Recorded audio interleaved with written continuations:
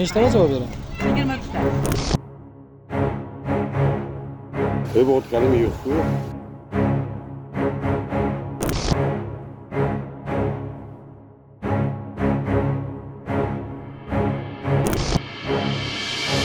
So'nggi vaqtlarda bolalar ishtirokidagi yo'l transport hodisalari ko'payib borayotgani barchamizni tashvishga solmoqda.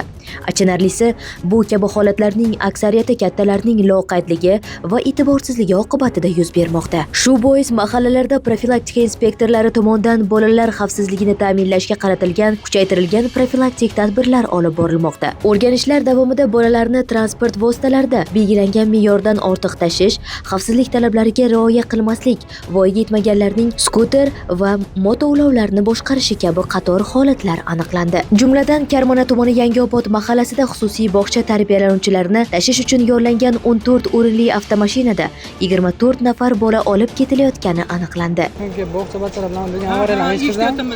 Nima hamda qo'yildi? Hayin tezlar o'tib qoldi. Nurota tumanining Nurfaxr mahallasida esa yana bir xavotirli holat qayd etildi. Yengil avtomashinada 7 nafar bog'cha yoshidagi bolani olib borayotgan haydovchi profilaktika inspektorlari tomonidan to'xtatildi.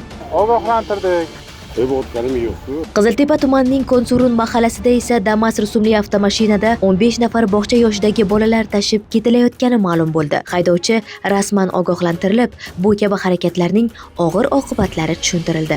Bolalar xavfsizligiga jiddiy tahdid soluvchi mazkur holatlar yuzasidan haydovchilarga nisbatan tegishli choralar ko'rildi va tushuntirish ishlari olib borildi. Olis Tomdi tumanining Tomdibuloq mahalla fuqarolar yig'ini hududida 4-sinf o'quvchilarining elektroskuter boshqargani aniqlanib, ularning ota-onalari bilan profilaktik suhbatlar o'tkazilib, ularga nisbatan tegishli choralar ko'rildi. Aziz ota-onalar, farzandlaringizni xavfsizligi avvalo sizning e'tiboringizga bog'liq. Bir lahzalik beparvolik yillar davomida arimaydigan pushaymonlikka sabab bo'lishi mumkin.